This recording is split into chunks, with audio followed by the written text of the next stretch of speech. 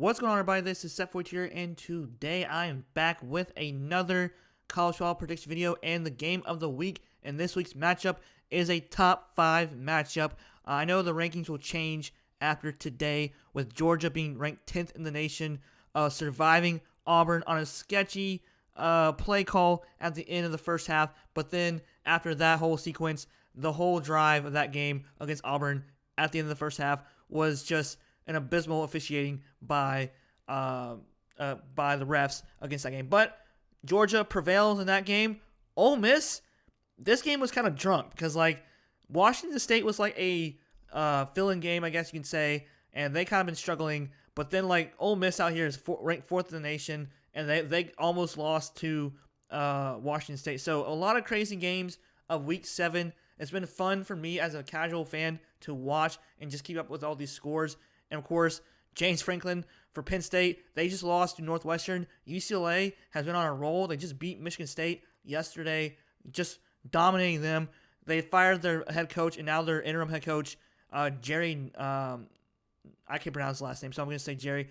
But, hey, they had to fire their head coach, and look, they're having a 2-game winning streak, which is crazy to think about. And then Indiana going on the road to beat Oregon. Just wild games this week. It's been awesome and epic for college football, especially for me as someone who loves the game of football. So this is going to be another top 10 matchup. I can't wait to see this game. It's going to be on October 18th at 3:30 p.m. 3:30 p.m. Eastern Time, primetime game, which I like. It's going to be great, and so I'm excited to watch this game this upcoming Saturday. So as without further ado, like I said on all my videos, let's go ahead and start this slideshow video. So here you guys go. With next, we got location will be at Sanford Stadium, which is the Dogs of Georgia. So I've actually been there. I was actually at the nosebleed seats on the left side, right here. I've been to Sanford Stadium. It's actually a great environment, really loud as well. And playing there is going to be tough, especially for Ole Miss. And so there you guys have it for the location. Next, we have last week, week number 7. A lot of close games. And this one is a little sketchy with Auburn, or Georgia versus Auburn. Like I said before, they got lucky with that fumble at the end red zone, so that could have been up they could have been down 17-0, but then instead it was 10-3, and then Georgia scored late, and then Auburn just could not do anything at all in the second half. So shout out to Georgia's defense in the second half for pretty much closing out the Auburn Tigers, and so they won 20-10, and Georgia is 5-1 and 3-1 in the conference. Ole Miss, I don't know what the heck happened to them yesterday against Washington State. They won 24-21. It was just like a drunk game, and they came back and won. So the record is 6-0 and 3-0 in the conference. The rankings will probably change after today, like I said earlier in the video. But there you guys have it for the last week's, or I guess you can say yesterday's, week number 7 slot games. All right, so previous meeting. Last meeting was November 9th of 2024. And Ole Miss actually destroyed Georgia 28-10. And of course, Ole Miss, they lost to Kentucky. And I think they lost to someone else last year that they missed out on the playoffs once again. And of course, Lane Kiffin was crying about that as well, because it's crazy that they beat Georgia, but Georgia somehow went in the playoffs.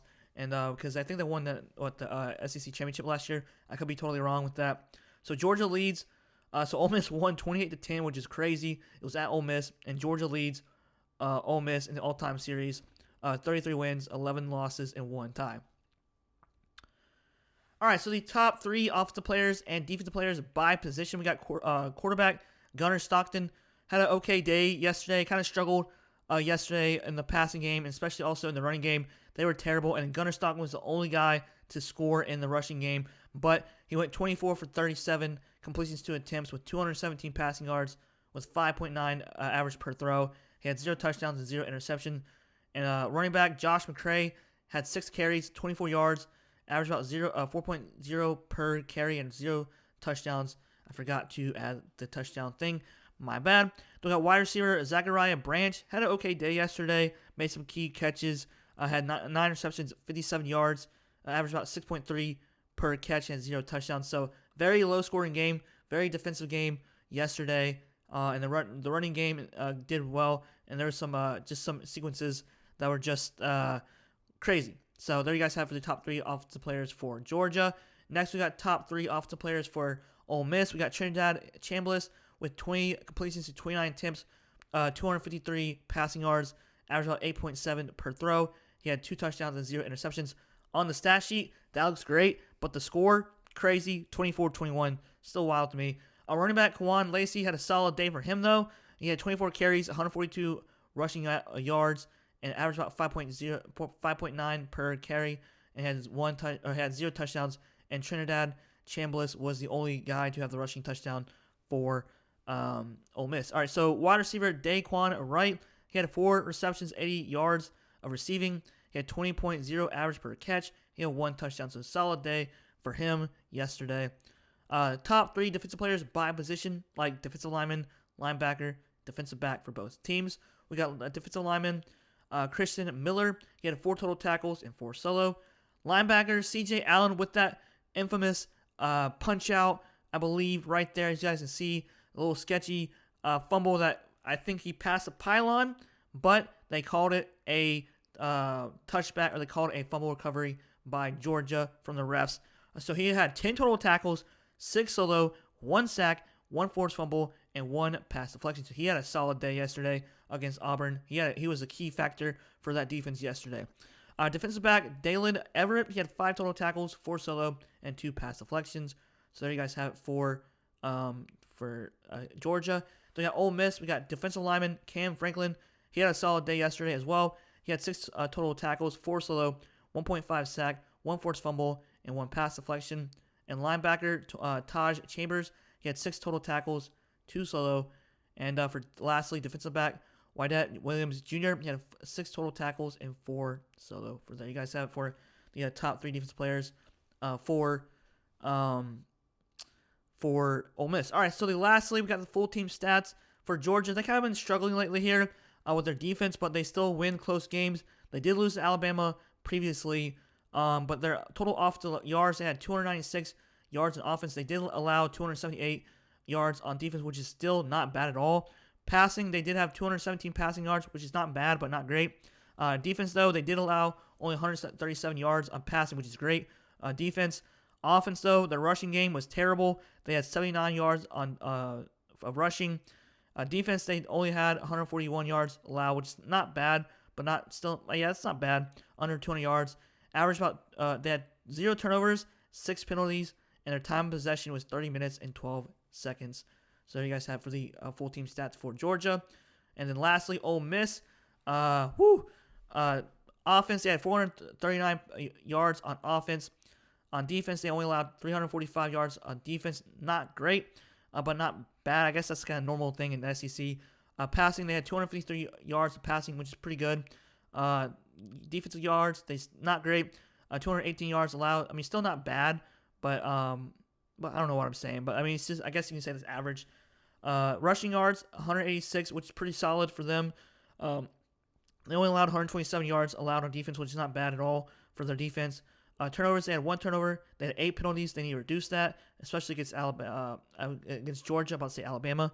Time of possession, 27 minutes and 18 seconds. So there you guys have it for the full team stats.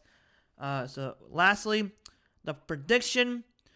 This is going to be an interesting game. I think that Georgia may have the outright win here. I think that it's going to be a low-scoring game. I think it's going to be -3 as the spread. And my prediction will be 20 Georgia to 17 Ole Miss. But anything can change.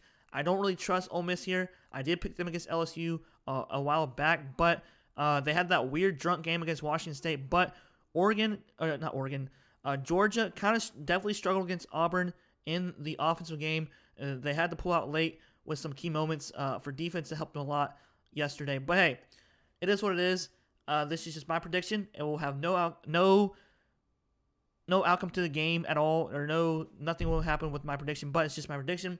Also, comment down below what you guys think about this game. If you're a Georgia fan, if you're a Ole Miss fan, comment down below on who you think is going to win this game, because that's all I really would like to have you guys, just the interaction with the fans. And that'd be fun to hear you guys' comments. So yeah, comment down below. How do I do on this video? Just also, if you have any advice or just information of like what I need to do in the videos, like different categories except for the same stuff every week, I would like to add new things to the videos. Just comment down below what you guys think about that. All right, guys. Again, Seth here. Y'all have a great night. Peace out.